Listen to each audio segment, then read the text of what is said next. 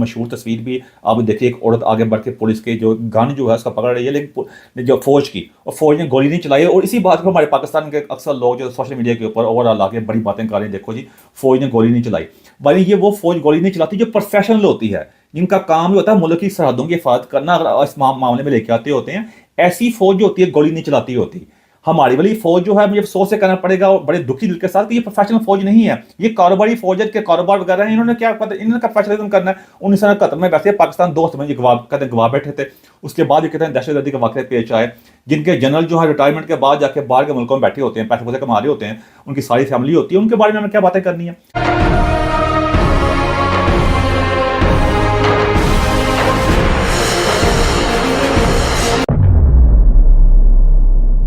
South Korea का मार्शाल्लाह और पाकिस्तान का मार्शाल्लाह। आपने अभी खबरें सुनी होगी, अगर आप खबरें वगैरह देखते हैं कि साउथ कोरिया में अभी थोड़ी देर के लिए मार्शल लगा था, जिसको हटा दिया गया है। उसके बाद हमारे पाकिस्तान में काफ़ी लोग बातें कर रहे हैं कि देखो ये वहाँ फौज वगैरह आई है, उन्होंने गोली वगैरह नहीं चलाई, अवाम सारी सड़कों के ऊपर आई, इस तरह की बातें कर रहे हैं।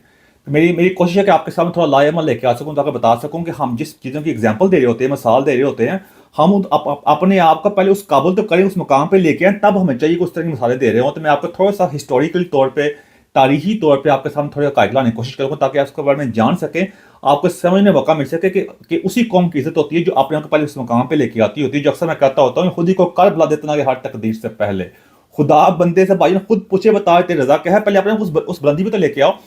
तो आप बताऊंगा कि जो साउथ कोरिया जो है, ये साउथ कोरिया नॉर्थ कोरिया जो है था, ये पहले एक मुल्क थे, बाद में डिवाइड कर दिया गया। इनकी लंबी हिस्ट्री है, आप जाकर चेक कर सकते हैं, ये आज हिस्टोरिकल किसी वीडियो नहीं है।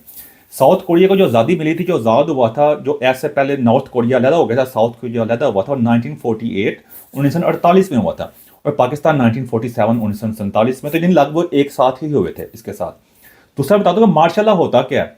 एक तो मार्शल लॉ वो होता है कि जब फौजी जो सरबराह जो होता है, फौज का जो सरबराह जो होता है, वो टेक ओवर कर देता है, कू कर देता है। एक तो डायरेक्ट मार्शल लगा देता है कि सारे जो इंसानी हकूक होते हैं उसका मुअत्तल कर दिया जाता है।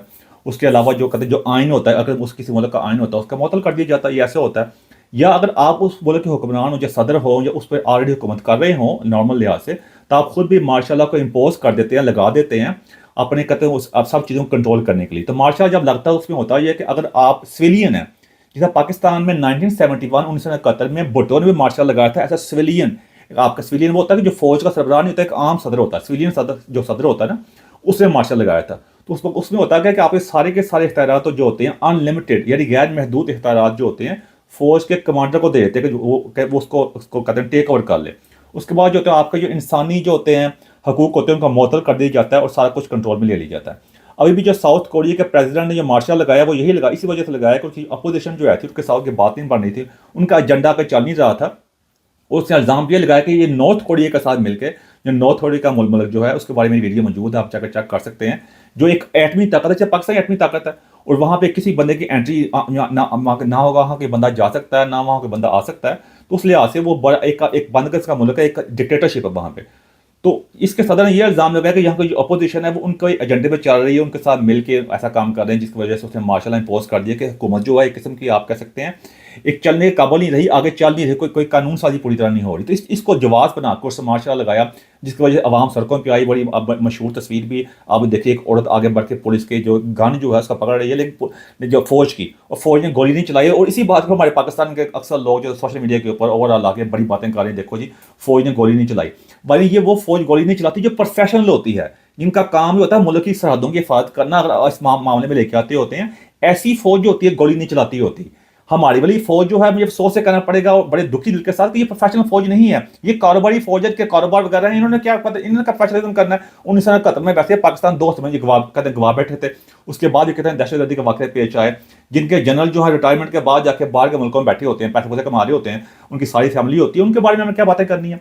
एनी हाउ, तो ये मैं बता रहा कि ये मार्शल लॉ इस तरह होता है। तो ये मार्शल लॉ लगा, उसके बाद अब उसका मार्शल लॉ को पार्लियामेंट ने उसका कानून पास, उसी टाइम उसको कहते हैं उस कानून पास करके, कानून के जरिए अपनी कहते हैं इसको मार्शल लॉ खत्म कर दिया। इसके साथ ही जो प्रेसिडेंट जिसने मार्शल लगाया था, उसने भी इस मार्शल लॉ को उठा लिया। उसने उसके अपॉलॉजी भी की है कि मैं माजरत चाहता हूँ इस बात के ऊपर, लेकिन उनका यहाँ बात खत्म नहीं होगी।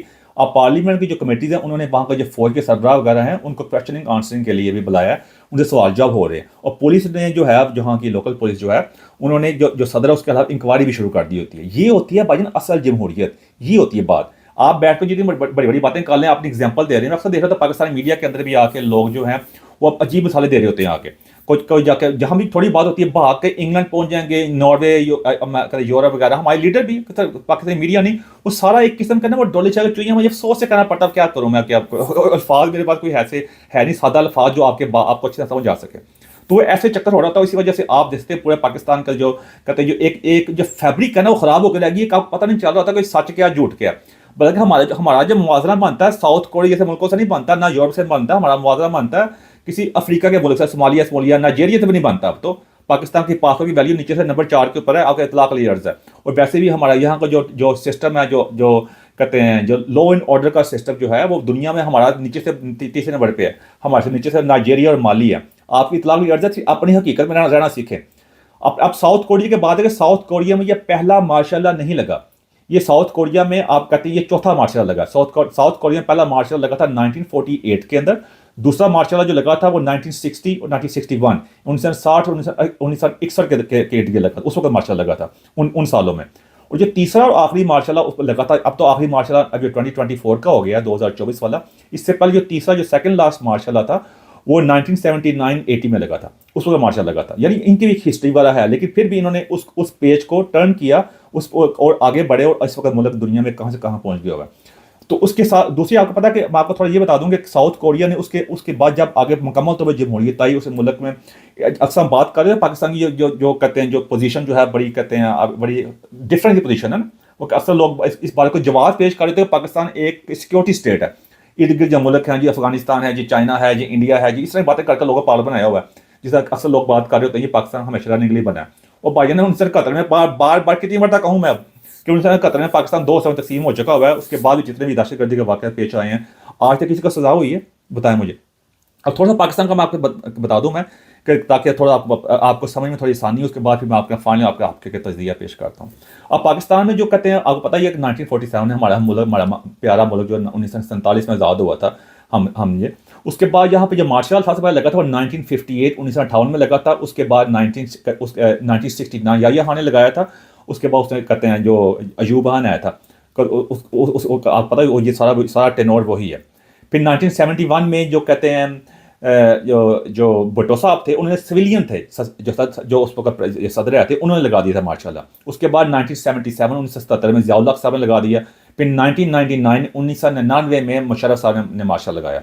फिर 2007 में मुशर्रफ ने दोबारा फिर सेमी किस्म का मार्शल लगाया जो एमरजेंसी नफज की थी, जब सब कुछ सस्पेंड कर दिया था। तो पाकिस्तान में आपकी इतलाक ली अर्दा दुनिया के सबसे ज़्यादा मार्शल पाकिस्तान में लग चुके हुए हैं। अगर लगा भी हमने रिकॉर्ड, तो इनकम रिकॉर्ड बनाने नंबर 1 है हम।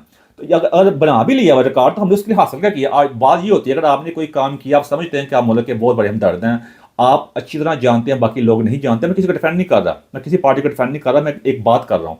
तो आपने आज तक हासिल किया, आधा मुल्क वैसे गवा बैठे, उसके बाद फिर कारगिल की जंग भी हारे, उसके बाद कितना कुछ हमने गवाया आज तक। आज मुल्क का आप हाल चेक कर सकते हैं। ये थोड़ा सा बताया आपको मुआवजना।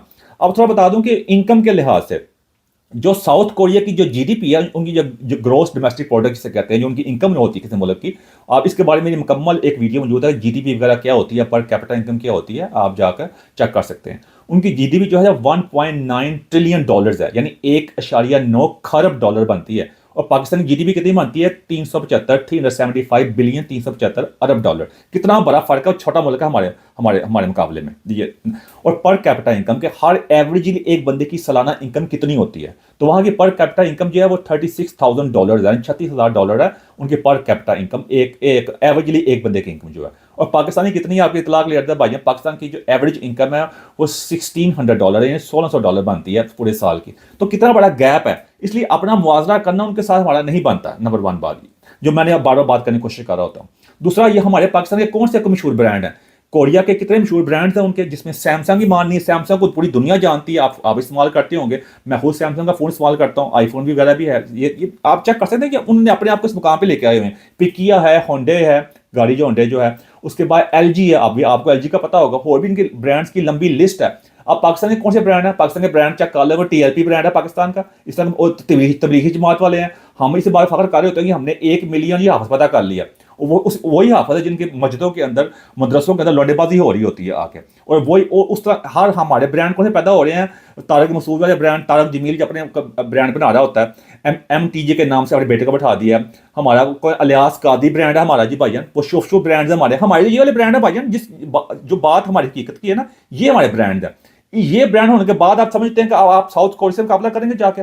साउथ कोरिया वो बोलेगा जब हमारे पाकिस्तानी वहां जाकर जॉब कर रहे होते हैं, वहां कई वहां रह भी रहे हैं, अभी रोजी रोटी कमा रहे हैं वहां पे जाके, कितने के साउथ कोरियन पाकिस्तान आकर रोजी रोटी कमा रहे हैं। अब लोग कहेंगे जी देखो ये पाकिस्तान को इस तरह किया गया, इस तरह किया गया। तो वही बताने की आपको कोशिश करूंगा, पहले अपने आप को पहले देखो तो सही। मिसाल किस तरह दे रहे होते हो, मिसाल देना अच्छी बात है, बंदे को हमेशा ऊपर ही देना चाहिए, तो कोई बड़ी बात नहीं, मैं इस बात के हक में हूँ। लेकिन पहले देखिए आप किस तरह की, आप खुद कहाँ खड़े हैं। पाकिस्तान में हम अपने साथ में शादी करना नहीं चाहते। एक घर के अंदर जो लोग जो हैं वो एक मस्जिद में जा नहीं रहे होते, जाना पसंद नहीं कर रहे होते। और इतने बड़े मसले का हर बंदा दूसरे बंदे को काफर कही जा रहा है, मजहबी इंतहा पसंदी, मजहबी नशाई कौम। मैं अक्सर बात कर रहा हूँ मजहब के नाम के ऊपर पूरे पाकिस्तान की फैब्रिक, पूरे पाकिस्तान का आपने चेहरा कहते हैं मतलब खराब करके रख दिया हुआ है। हर एक आशिक रसूल को दूसरे आशिक रसूल से खतरा, पूरी दुनिया के लिए पाकिस्तान एक सिक्योरिटी रिस्क बन चुका हुआ है। एक मजहबी लिहाज से हर लिहाज से आप चेक कर सकते हैं। हमारे हमसाया हमें देख लें, जो भारत जो है उसके साथ हमारे कितने हालात खराब हैं। हालांकि वो जमहूरियत में वहां एक भी माशाल्लाह नहीं लगा, ये फर्क की बात है। इसके ऊपर हमें इंडिया को से सबक सीखना चाहिए। हम इंडिया से नहीं उनको दुश्मन कह जाते हैं। अगर चाइना से सबक सीख लो, अगर वहां पे एक किस्म का सेमी किस्म की डिक्टेटरशिप है, वहां पे आप कहते हैं एक किस्म का वहां एक ही पार्टी हुकूमत है आप कह सकते हैं, लेकिन फिर भी देख लो कितनी तरक्की किया, उसी से सबक सीख ले भाई। अगर हमने जमहूरियत से सबक नहीं सीखना तो हमारे अपने बाकी मुल्क भी सारे चेक कर सकते हैं। तो उस लिहाज से मैं आपको बताने की कोशिश करूंगा ये ऐसे होता है। और साउथ कोरिया में ऐसे भी नहीं होता कि जो आप उनके जो कौमी इदारे जो हैं उनके सरबराह जो है फौजी लगाए जा रहे हों। अब पाकिस्तान के कितनी कौमी इदारे हैं, वो अब तो तकरीबन हर कौमी इदारे का सरबराह जो है उन्होंने आके फौजी लगा दिया, जो एम्बेसडर लगाते जा रहे हैं पाकिस्तान के अंदर, बाहर के मुल्कों के अंदर। साउथ कोरिया में ऐसा नहीं होता।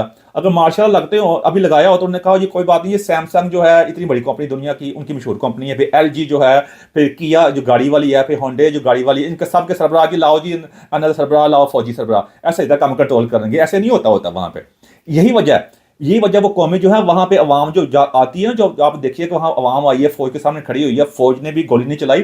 फौज भी प्रोफेशनल है, वो उन्हें पता है कि उनकी लिमिटेशन क्या है, उनका प्रोफेशनलिज्म क्या है। और अवाम को पता है कि वो सामने आएंगे, फौज उन पर गोली नहीं चलाएगी।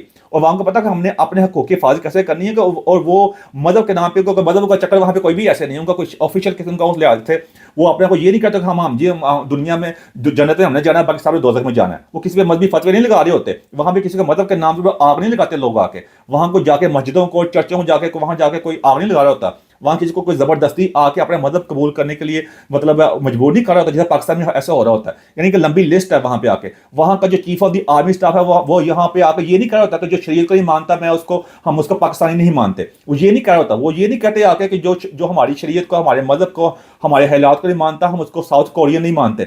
वहां पर कोई ये नहीं कह रहा होता। ये फर्क होता है प्रोफेशनल फौज के अंदर और जो प्रोफेशनल लोग होते हैं, जो प्रोफेशनल नहीं होते। और ये फर्क होता है उस कौम के अंदर जो सही जमहूरियत पे यकीन करती है, लॉ पे यकीन करती है, कानून पे यकीन करती है, दूसरों के राइट पे यकीन करती है, किसी के में मुदाखलत नहीं करती, कोई मजहबी बात हो, कोई बात भी हो। यहाँ पे वहां भी ये चक्कर नहीं हो रहा था। वहां पे आप जाके किसी शादी वगैरह भी करना चाहें, वहां रहना भी चाहें, उसमें टॉलरेंस है, वो आपके साथ मोहब्बत प्यार से पेश आते हैं। वहां ये होते हैं, ये वो कम होती है। हम तो कौम ही नहीं है, हम तो एक वो कहते हैं वो एक बंदे एक आप कह सकते हैं एक स्टेडियम में एक जानवर टाइप हम सारे इकट्ठे हुए हैं। मैं खुद भी शामिल, मैं आपकी किसी की तस्लील नहीं करना चाहता। हम सब एक जानवरों की तरह, जानवरों से बदतर जिंदगी गुजार रहे हैं वहां पे लोग जो यहाँ वहां रह रहे हैं। कुछ एक होता है जानवर फिजिकली तौर पे, जिस्मानी तौर पे, मेंटली तौर पे भी हम एक जानवरी तरह बन चुके हुए हैं। हमें किसी की कोई परवाह नहीं है। हर बंदा दूसरे को मारने के चक्कर के अंदर है, फतवे लगाने के अंदर है, और बातें करने में हम आसमान में पहुंचे हुए हैं। और यही चीज़ यही हमारा हर अदारे के अंदर, बेशक वो एस्टेब्लिशमेंट आर्मी का दायरा, पार्लियामेंट का दायरा, कोई भी दायरा है। जैसे हमारे पहले क्या पार्लियामेंट ने वहां के आर्मी को बुलाया क्वेश्चन आंसर के लिए। पाकिस्तान में कितनी कब लास्ट टाइम हुआ, कभी आपने सुना आज तक कि कितने वाकये पाकिस्तान पेश आए हैं? और पार्लियामेंट ने आके वहां के फौज जो वहां का जो सेक्टर इंचार्ज था, चलो चीफ ऑफ द आर्मी साहब को छोड़ ही दो, सेक्टर इंचार्ज जो था, जो इंटेलिजेंस के बदले उनका बुलाया, उनसे सवाल जवाब किए हो। कभी ऐसा हुआ? आज तक ऐसा नहीं हुआ। और यही सबसे बड़ी, मैं बार बार कह चुका हूं, जब तक सजा और जजा का मामला शुरू नहीं होगा तब तक नहीं होगा। हमारे जो चीफ ऑफ द आर्मी साहब बड़ी बातें कर रहे हैं, अब वाले भी हैं, पहले वाली बातें करते हैं आके। कितने ज्यादा सिक्योरिटी लैप्स हुए हैं। APS का वाकया मान नहीं है, आर्मी पब्लिक स्कूल का, उसके अलावा कभी भी कितने वाकये पेश आए हैं। कहते हैं जो करम एजेंसी के अंदर आए हैं, फिर और भी कई वाकये पेश आते रहते हैं अक्सर हमारे मजहबी तौर पे भी आके। कभी किसी ने आके किसी फौजी सेक्टर को, उसके वहां का जो इंचार्ज है उसको बुलाया, उससे सवाल किया भी तुम्हारे होते हुए वाक़यात क्यों पेश आए, ज़रूरी नहीं तो चलो उसको सयाह ना भी करो भाई, सवाल जवाब भी कर लो ताकि आगे से ऐसे तरह के वाक़या पेश ना आए, हम आगे आगे चल सके। कभी ऐसा हुआ है वो, ऐसा कभी नहीं ना हुआ, और यही सबसे बड़ी कमज़ोरी है हमारी पार्लियामेंट की। कोई भी वज़ीर आज़म भी आया हो, आपका जो वज़ीर आज़म शहबाज शरीफ साहब है वो तो बिल्कुल दुनिया पाकिस्तान के तरीका सबसे बदतरीन वज़ीर आज़म है। उसके बाद इमरान खान ने भी कोई मतलब कोई कसर नहीं छोड़ी थी। मियाँ साहब भी आके पहले वोट को इज्जत दो के चक्कर के अंदर जब उतारा जाता है उनको वोट याद आ जाता है, पार्लियामेंट याद आ जाती है, अदरवाइज वो सारी दुनिया घूमते फिरते हैं आके, जदादे ने बाहर के मुल्क में बनाई हुई है। वहां पे ऐसे नहीं होता भैया, आपने सारी चीजें गौर करनी होती है कि आप उनके म्यार का पूरे उतरते हैं कि नहीं उतरते। उनको नहीं, उनके म्यार एक स्टैंडर्ड जो होता है ना जमहूरियत का, एक हुकूमत करने का, चीजें जो आजकल के दौर में चल रही हैं। एक होता है पहले आप डार्क एजेस होते हैं, पुराने दौर होते हैं जब सब कुछ चलता था, अब वैसा नहीं ना। तो ये चक्कर, ये चीजें होना बहुत जरूरी होती हैं और इसी से आप आगे बढ़ सकते हैं। अगर अदरवाइज आप अपने दिल पिछोड़ी के लिए, दिल को खुश करने के लिए जो है बड़ी सारे देते रहे। देखो जी साउथ कोरिया जो ने गोली नहीं चलाई, पाकिस्तान गोली चलाती, और भाई जो जो हरकतें करते हो वहां यहाँ पे यही यही काम होगा ना। जो ये कोई एक रात उन्होंने गोली नहीं चलाई, और पहली दफा गोली भी नहीं चलाई, और पहली दफा ऐसे मामला पेश भी नहीं आया। ये हमारी ये वही फौज ना जो आके अब मजहबी लोगों को इकट्ठा करके पैसे दे रही होती है आके, जो मजहब के नाम पे हो रहा होता है। अब शहबाज शरीफ साहब कदे फ्रांस के प्रेसिडेंट से मिल रहे हैं, अब ये वही फ्रांस है जिसके बारे में आकर जी बड़े टीएपी वाले हंगामे कर जी, बड़े ये इनको निकालो, ये कार्टून छापे, इन्होंने ये किया वो किया। यानी मैं आप यहाँ बैठना शुरू करूँ तो मैं अगले आधा घंटा बोलता ही जाऊँ मैं तो, लेकिन मैं चाहता नहीं कि आपका बोल वगैरह करूँ। तो मेरा मकसद ये था कि आपको थोड़ा बता सकूँ कि पहले आप अपने आप को उस मुकाम पे लेके आए। अगर आपने किसी को आंखों में आंखें डालनी है ना, पहले आपका अपना कद होना चाहिए। अगर आपकी कद उतना नहीं है तो आप जिस बेंच पे, जिस स्टूल पे खड़े होकर उसकी आंखों में आंखें डालें, वो स्टूल भी आपका अपना होना चाहिए और आपके अंदर ये बात होनी चाहिए, बात करने की सलाहियत होनी चाहिए, तभी आप किसी के आंखों में आकर डाल सकते हैं ना। आप बातें में जो मर्जी कर लो। और यही हमारा एक तो फिजिकली तौर पे ऐसे ऐसी कौम, मुर्दा कौम बन चुके हैं बेहिस किस्म के। एक आप एक घर, जैसे मैंने पहले कहा, एक घर में एक बंदे को खतरा, हमारे घर की छत टपक रही है, पाकिस्तान हमारा घर ही है ना, सारा सारा ना कोई दरवाजे, बुरा हाल है, और बाहर आके हमारे दिन में नफरत डाल देगी इंडिया हमारा दुश्मन है, ये काफर है, बुतन पूजा करते हैं, ऐसी नफरत डाल देगी जिस वजह से आज मकाम पहुंच गए हुए हम जाके। और चाइना वालों को बड़ी तरीके कार्य होते हैं, हालांकि चाइना ने बहुत तरक्की की है, लेकिन वो ममन है हमारे लिए, उनके बारे में कई बातें सुनेंगे आके। इसलिए सऊदी अरब, यूएई, ये मुल्क आगे बढ़ रहे हैं। बाकी आप पूरी दुनिया मुसलमानों का हाल चेक कर सकते हैं। हम दुआएं मांग रहे, दवाओं से भी मसला हल होना है। दुआएं पहले कभी मसला हल नहीं हुआ, अगले 100 साल 1000 साल मांगो, दवाओं से मसला हल नहीं होना। दवाओं से मसले हल नहीं होते होते। ये दवा की बात है, दवा वाली बात कोई नहीं आ गई। इसलिए मेरी बात, अगर मेरी बात समझने की कोशिश करिए, मेरा मकसद ये था कि आपके सामने थोड़ा सा ये कहते हैं, ये सारी चीज़ें आपके सामने लेके आ सकूँ ताकि आप इस चीज़ को समझ सकेंगे। अक्सर मसला, टेक्निकल मसला क्या, मैंने आपके सामने टेक्निकल मसला भी रख दिया, थोड़ा माशाल्लाह बताया आपको, साउथ कोरिया को थोड़ी बताई है उनके बारे में, तो पाकिस्तान का मसला आके बताया ताकि आपको इस बात की समझ में आसानी हो। ताकि हम, मेरा मकसद यही होता है, अगर हम तो जो कुछ नहीं कर सके, हम आने वाली नस्लों के लिए कोई ऐसा काम कर दें ताकि वो हमारा किसी एक बात में शुक्रिया अदा कर सकें। ये मेरा मकसद ये होता है। आने वाली नस्लें सिर्फ मेरी नहीं है, आपकी नहीं है, हमारे फौजी सरबराह की भी हैं, पार्लियामेंट के जो लोग हैं, मीडिया वाले भी हैं, जज वगैरह भी हैं, सब की है ना, उनके बच्चे भी होंगे, उनके बच्चे भी होंगे। तो हमारा मकसद ओवरऑल मेरा ये होता है बताने का। फिर मैं दोबारा कहूँगा कि खुद ही को कर बुलंद इतना कि हर तकदीर से पहले खुदा बंदे से खुद पूछे बताए तेरा क्या है। एंड वो मेरे को ऐसी बात जब क्वेश्चन लगी, से मदद चाहता हूँ मैं। Thank you very much.